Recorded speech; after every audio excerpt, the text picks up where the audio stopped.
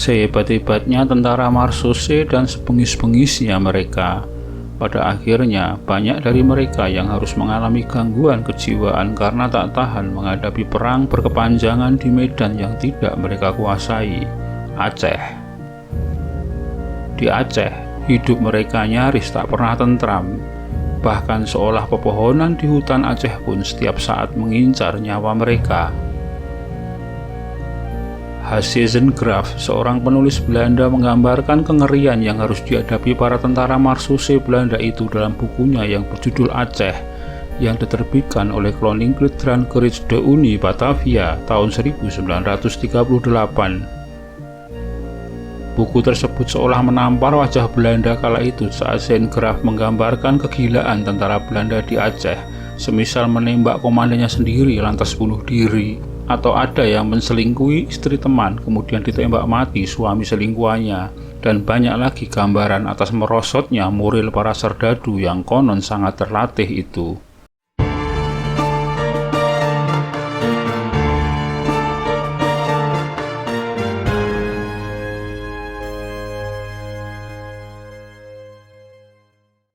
Namun sebelum dilanjutkan video ini, mohon bantuannya untuk mengklik tombol subscribe di bawah ini, guna bersama-sama membangun channel ini dan agar Anda tidak ketinggalan update terbaru dari channel ini.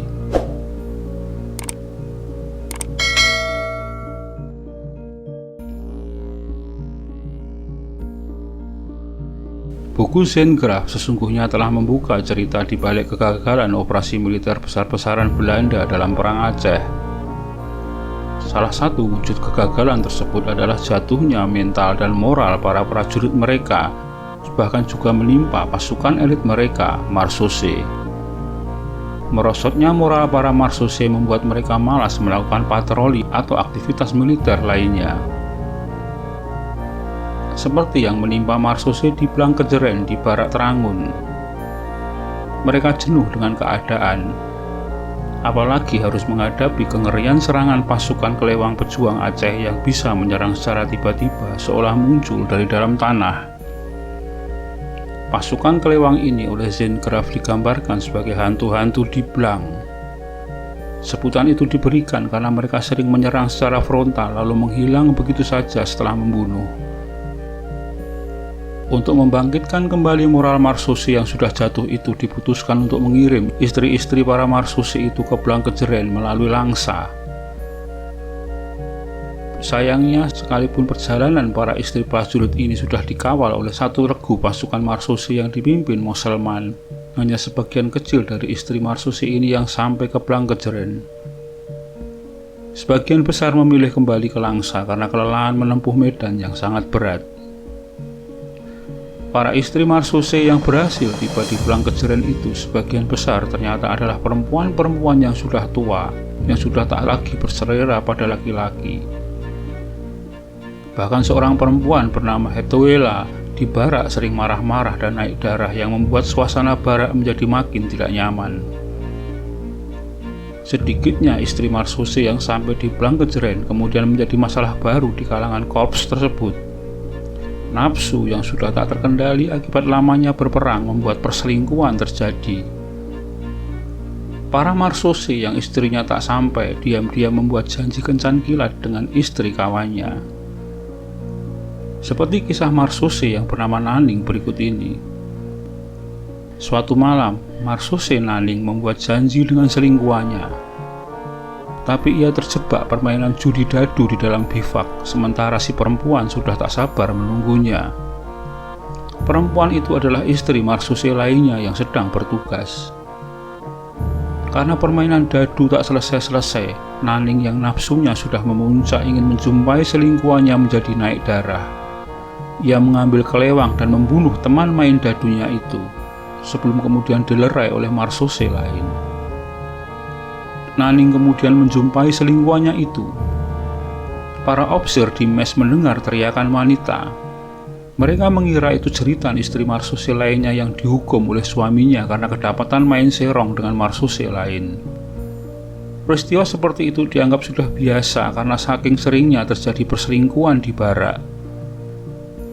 Ketika mendengar teriakan wanita itu, seorang opsir bernama Selbah malah naik ke meja di dalam mes itu, memperagakan gaya main kuda lumping sambil mencambuk pantatnya untuk memperagakan erotisme yang diterima perempuan yang berteriak tersebut. Tentu saja prajurit yang melihatnya tertawa kegelian. Ternyata apa yang dikira Selbah dan kawan-kawan di mes itu salah. Kenyataannya, Marsose bernama Naning itu menyiksa dan membunuh perempuan selingkuhannya setelah mereka berkencan. Setelah membunuh wanita itu, Naning memakai pakaian dinasnya, membawa 2 tas berisi peluru, bedil, dan karaben. Ia menuju ke barak dan menembak membabi buta, memberondong kawan-kawannya sendiri. Letnan Van Eck, atasannya, datang mencoba menenangkannya. Tapi saat letnan itu mendekatinya, sebutir peluru ditembakkan ke kepalanya. Ia rebah dengan lubang peluru menembus batok kepalanya. Kepanikan di barak Marsose itu semakin menjadi karena Naning terus menembak ke sekeliling. Para Marsose dalam barak itu lari menyelamatkan diri. Seorang Marsose bernama Sildwah, ia terkena peluru nyasar di rahangnya. Setelah kelelahan, Naning kemudian menghabiskan 1 peluru terakhir dalam senapan dengan menembak dirinya sendiri. Marsose gila itu pun bunuh diri. Naning rupanya masih punya kesadaran sehingga peluru yang terakhir diperuntukkan untuk dirinya sendiri. Moral kesatuan elit itu benar-benar merosot. Mereka menjadi tentara yang berwatak lemah. Mereka frustasi dan hilang kepercayaan terhadap diri mereka sendiri. Peristiwa serupa juga sering terjadi, salah satunya di Takengon.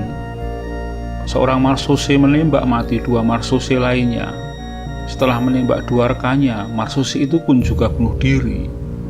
Pemicunya sama, turunnya moral akibat tekanan pertempuran dan perselingkuhan akibat nafsu membara yang tak tertahankan. Demikian sekilas tentang jatuhnya moral dan mental pasukan Marsose dalam Perang Aceh. Terima kasih Anda telah menyaksikan video ini hingga selesai. Semoga bermanfaat. Dan sekali lagi, jika Anda berkenan, silakan klik like, komen, subscribe, dan share untuk teman-teman Anda.